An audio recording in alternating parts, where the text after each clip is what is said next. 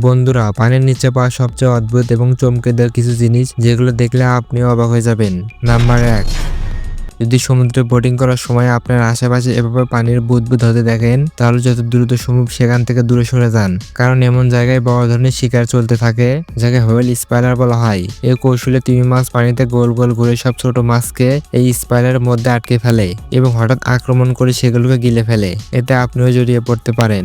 Number 2, মেয়েটি scuba diving করার জন্য সমুদ্রে গিয়েছিল।